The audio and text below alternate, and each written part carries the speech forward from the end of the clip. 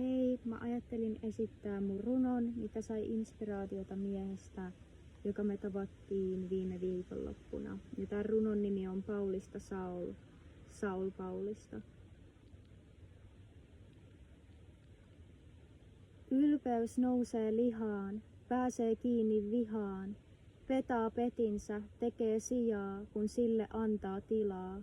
Nostaa itsensä vain alentuakseen, alentuu vain huomatakseen, kuinka pieni on, melkein mitätön, sen taivaan alla, jossa tähdet loistaa kirkkauttaan, eikä käsi yllä niitä alas nappaamaan. Vain silmillä ne ovat tuotu havaittavaksi, jotkut asiat eivät ole tehty sormirenkailla kosketeltavaksi.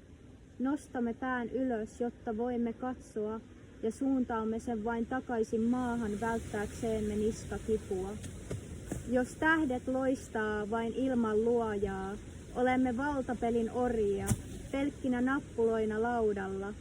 Vahvin on se, joka osaa tehdä oikeat siirrot pysyäkseen mukana, kunnes tulee toinen vastustaja.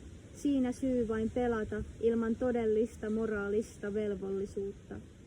Istumme puistossa ohjauksesta. Rukoilen, tuo yksi ihminen saapuu paikalle mies kuin kutsusta. Ihmettelee, mitä me oikein teemme täällä. Lukee auroja, tarkastelee, mitä me pidämme päällä. Hän kertoo elämänkatsomuksestaan. Pitelee kädessään oluttölkkiä hiljattain humaltuessaan. Puhuu niistä koodeista, joita on mahdollista tarkastella. Yrittää sitä tieteellä todistella. Kertoo olevansa Jumala, mies meidän keskellä, joka ajattelee kaiken olevan vain sähköimpulsseja. Sitten hän pohtii, miksi luemme Raamattua niin vakavoituneena. Siinä se mysteeri, jota hän ei voi järjellä tarkastella. Paul sai nimensä lestadiolaiselta naiselta. Hän piti aurinkolaseja päässä välttääkseen auringon pistoja, istuessaan puun alla varjossa. Sitten hän sanoi lähtevänsä. Hetkeksi katosi näköpiiristä, tuli takaisin, jäi paikalleen, halusi tietää lisää tästä mysteeristä, jonka äärellä me kaikki olimme, havainnoimassa näkymätöntä. Luimme osia Raamatusta, rakkauden tärkeyden sanomasta, puimme sanoiksi niitä asioita, joita selitti yli 2000 vuotta sitten Jumalan poika. Hän, joka käveli ristille kuollakseen, ihmisen ikuisuuden vuoksi ylös noussakseen, jotta voisimme kokea sen pyyttööttömyyden kaikesta, jota emme voi silmät kiinni nähdä, emmekä sydämet paatuneina tuntea. Ympäristö alkoi hämärtyä. Auringon aika oli lähteä valaisemaan toista puolta. Kysyimme, tahdotko uskoa? Hän ei osannut siihen vastata. Halasimme, kosketimme häntä. Aurinkolasit katosivat hetkeksi silmiltä. Oli aika lähteä. Kohtaus kuin osa unohtumatonta.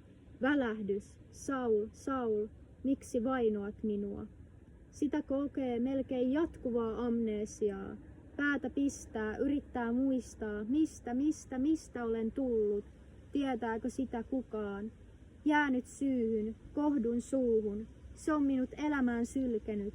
Huutaen olen sitä itkenyt, raivoten olen siitä ylpeillyt, tikapuita pitkin kiivennyt, yrittänyt päästä lähelle, pudonnut, iskenyt takaraivon kivelle, antanut selityksen, tukehtunut, melkein turtunut, mutten koskaan sille yhdelle nimelle. Jotain siitä hetkellisesti tunnen, pienissä väläyksissä, nähnyt osittaisia pisteitä, jotka ei pääty lauseen loppuun, vaan jatkuu jossain, mitä en osaa lausua, ainakaan ihmiskielellä, loogisesti, rationaalisella mielellä, miehen tieteellä. Päätän nyt tarkastella uutta taulua. Kuuntelen sen laulamaa laulua. Se laulaa taivaallisia asioita, joita ei voi viivoittimella mitata. Putoaa taivaasta, yrittää vertauskuvilla kertoa, jotain, mikä avautuu vasta kun syntyy uudeksi, ryhtyy jälleen lapsen mieliseksi, putoaa uudestaan, paiskautuu maata vasten, sisälmykset aukeaa. Tässä todistus, taika raukeaa. Herää katsomaan uutta maailmaa. Ihmetys palautuu kasvoille niin kuin silloin kymmeniä vuosia sitten. ei sitä enää voi piikikäs varsi puuduttaa. Kaikki velhojen ja noitien loitsut iskeytyy takaisin kuiluun, joka masokistisesta nautinnostaan itsessään kuihtuu, omassa kirouksessaan kokee loppuaan. Puu kaatuu, jää paikalleen makaamaan, mutta henki kotiin palatessaan nousee ylös kohtaamaan vanhaa ikuista, sitä yhtä muinaista, jonka nyt jälleen muistaa taas, kun antautuu tuntemaan, kuulemaan kuinka. Puhelin soi, jätä ääniviesti äänimerkin jälkeen, tai vastaa, kuulen uuden äänen, joka tällä kertaa ei ole käärmeen. Rakastan sinua, vaikka et osannut rakastaa minua. Karkotan sen kylmän seinän, työnnän sen tuleen, annan sen sulaa, jäädä pahaan uneen. Tunnen nyt, mikä osa sinussa on kylmennyt. Mitä sanoo pää, joka ei aina osaa ymmärtää. Ajatukset kiertää kehää, poistu ringistä, niin se muuttuu vain ympyräksi, palloksi, joka on tehty heiteltäväksi. Nappaa se käsisi, heitä se koriin, voita peli tällä kertaa, ilman todellista vastustajaa.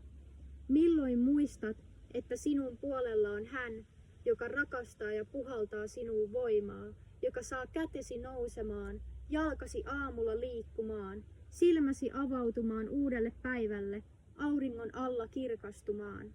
Ilman sitä hohdetta, joka nousee aamulla ja paistaa päivää, ei ole mitään, mikä loistaa ja lämmittää. Armokkaasti sinun sieluasi valmistaa takaisin kotiin paluulle taas, jotta voisit pyyteettömän rakkauden tuntea uudestaan. Kerro, mikä tätä riemua selittää, uskon kautta sen ymmärtää.